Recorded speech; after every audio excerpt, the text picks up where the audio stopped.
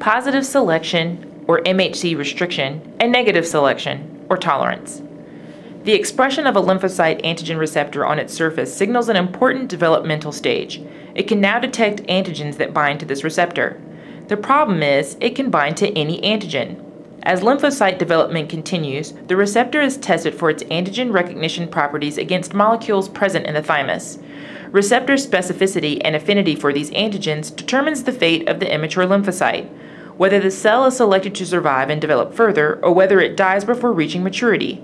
The default fate of developing lymphocytes in the presence of receptor signaling is death. They are useless cells. In fact, the majority of developing lymphocytes die either before exiting the primary lymphoid organs or before maturing in the peripheral lymphoid organs. You need to remember to look up what primary lymphoid organs are and the peripheral lymphoid organs. If developing lymphocytes express receptors that interact weakly with self-antigens, they receive a signal that enables them to survive. This type of selection is called positive selection. Positive selection is critical in alpha-beta T cell development. Alpha-beta T cells recognize antigen as peptides bound to either class 1 or class 2 MHC molecules. They are useful cells. Because T cells that cannot recognize self-MHC molecules would be unable to develop immunity against any antigen, positive selection ensures that an individual will have a T cell repertoire that is capable of responding to foreign antigenic peptides in association with their MHC molecules. If developing lymphocytes express receptors that bind strongly to self-antigens, they receive a signal that leads to their death. This type of selection is called negative selection. Strongly self-reactive lymphocytes are deleted from the repertoire before they become fully mature and might initiate damaging autoimmune reactions. These are harmful cells. This process allows the establishment of immunologic tolerance to ubiquitous self-antigens. Despite the fact that the surviving mature lymphocyte population is only a small fraction of those generated in the bone marrow or thymus, these cells express a large enough receptor repertoire to respond to an unlimited variety of non-self antigens.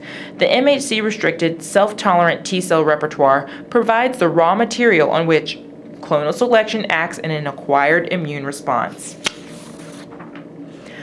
Two types of model selection in the thymus: the affinity hypothesis and the altered ligand hypothesis.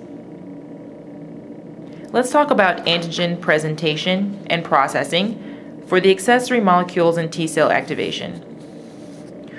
Why is antigen processed and presented? To initiate a specific immune response to an infectious agent, the immune system must be able to wade through a sea of molecules that are associated with pathogenic invasion and isolate particular protein products that will hone the efforts of host defense.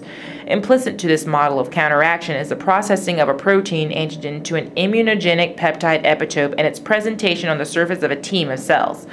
The result of these actions is the induction of an appropriate T cell response that recruits and engages the other molecular participants of the immune response.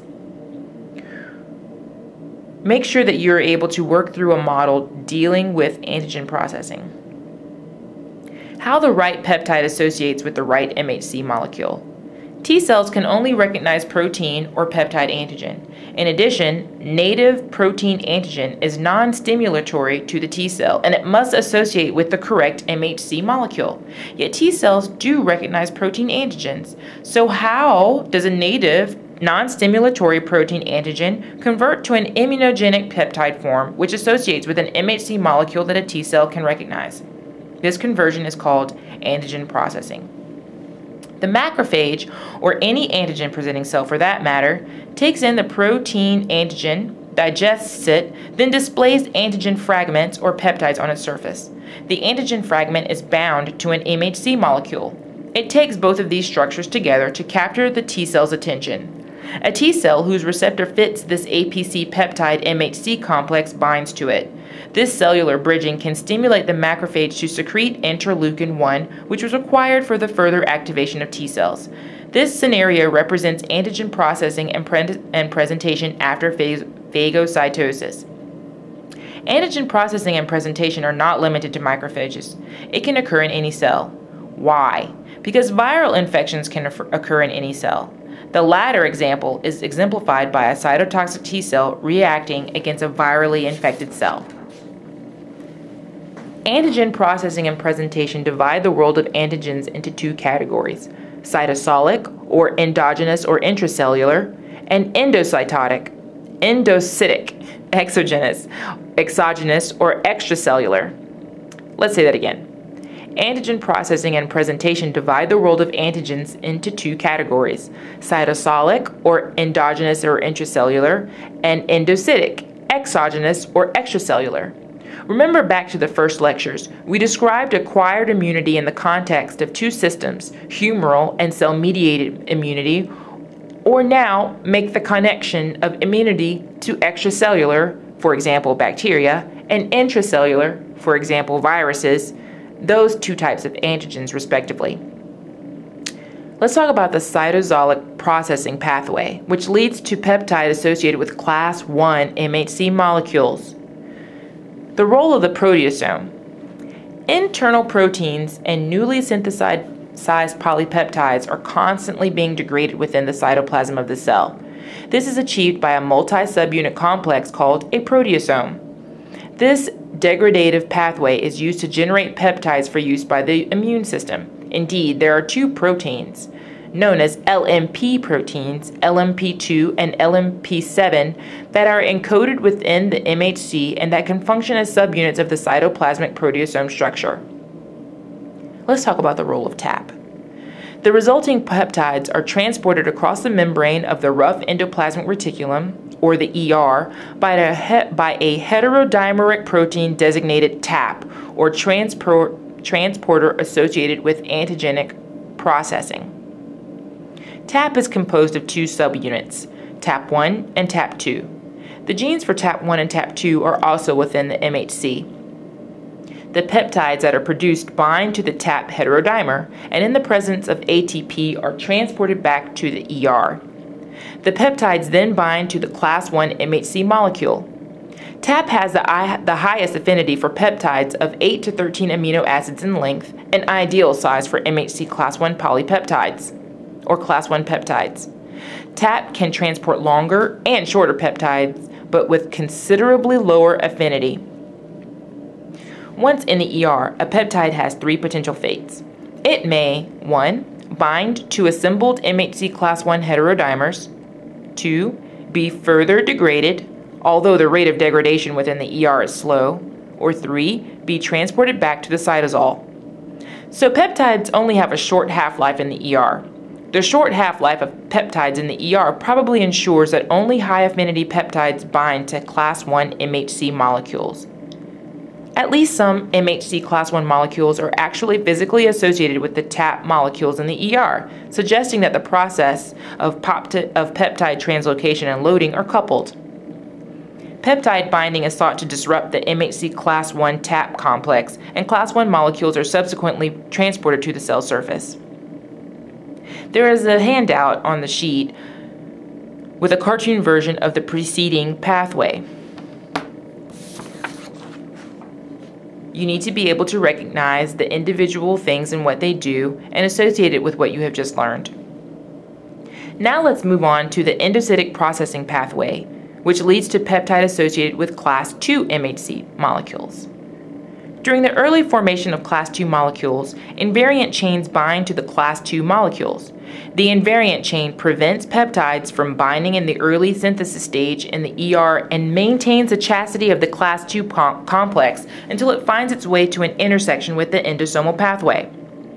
Transport. Class 2 invariant chain complex leaves the ER and is transported through the Golgi network. The invariant chain targets the complex to the endocytic pathway, specifically by targeting retention signals in its amino-terminal cytoplasmic domain. In the endosomal pathway, as the complexes move from early endosomes to late endosomes and finally to lysosomes, the invariant chain is proteolytically cleaved, leaving a short fragment called CLIP for class 2 associated invariant chain peptide. The CLIP class 2 MHC complexes move into the MHC class 2 compartment, or the M2C. This compartment contains some lysosomal proteins, but it is less acidic than the lysosomes themselves, plus it contains peptides that were generated in a late endosomal compartment. A class 2-like molecule known as HLA-DM, removes CLIP and loads the class II molecules with antigenic peptide. Whether the class II peptide complex is transported to the surface directly or by the Golgi is not known. Two genes that encode a heterodimer are essential for class II presentation of antigenic peptide. HLA-DMA and HLA-DMB are two complementing genes that are linked to the class II locus in humans, and there are equivalent genes in mice. Cells that are mutant for HLA-DM fail to present exogenous protein fragments. There is also a cartoon version of the pathway. Let's see what the endocytic pathway on the handout, and you need to be able to recognize what they do as well. Let's compare for a second cytosolic and endosomal pathways. The cytosolic pathway is for class I molecules. The endosomal pathway is for class II molecules. The subunit composition of the cytosolic pathway is polymorphic heavy alpha chain and beta 2 microglobulin. The subunit composition for endosomal pathway is polymorphic alpha and beta chains. The tissue expression in cytosolic pathway is all nucleated cells. The tissue expression in endosomal pathway is limited to B cells, macrophages, dendritic cells, thymic epithelium cells. TCR engaged. The cytosolic pathway has CD8 plus T cells. Remember, it is for class I molecules. The endosomal pathway is for CD4 plus T cells. Remember, it is for class II molecules. The peptides presented in the cytosolic pathway is around 9 amino acids. The peptides presented in the endosomal pathway are between 15 to 18 amino acids. The source for the cytosolic pathway is all cellular compartments. The source for the endosomal pathway is predominantly extracellular. The site of peptide generation for the cytosolic pathway is the cytosolic proteasomes. The site of peptide generation for the endosomal pathway is endosomes and lysosomes. The proteolytic mechanism for cytosolic pathway is the ER. The proteolytic mechanism for the endosomal pathway is the M2C compartment, or the novel endosome. MHC transport to assembly compartment happens via the transport of antigenic peptides, or TAP, in the cytosolic pathway. In the endosomal pathway, this is not necessary. The MHC and peptides are already located in the same vesicles. Peptide loading occurs in the cytosolic pathway and is facilitated by MHC association with TAP calnexin. In the endosomal pathway, it is facilitated by HLA-DM. Transport to cell surface happens through the secretory pathway in the cytosolic pathway, and in the endosomal pathway, the transport to cell surface is not known.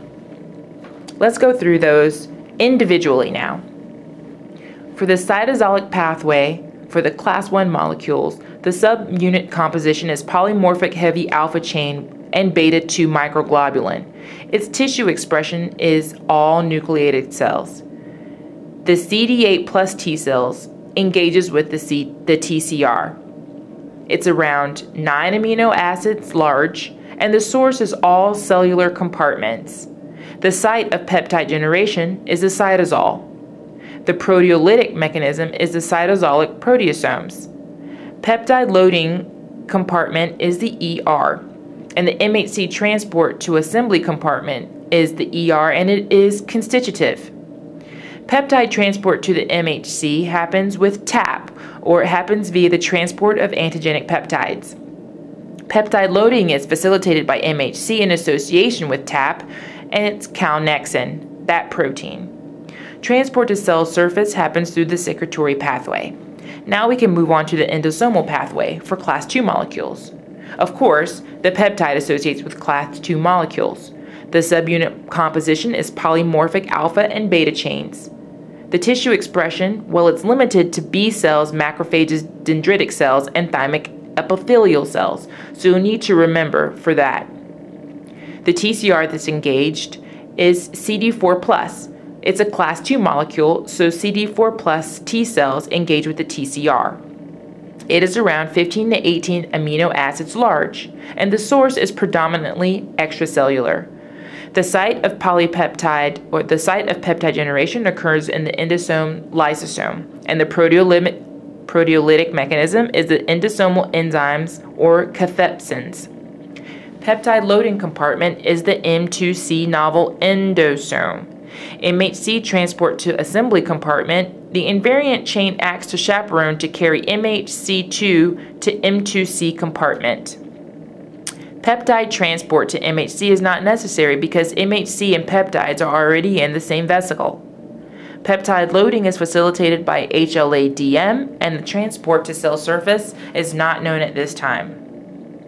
We have just compared the cytosolic pathway and endosomal pathway. Please listen again to this to make sure that you are very clear on which does what and how.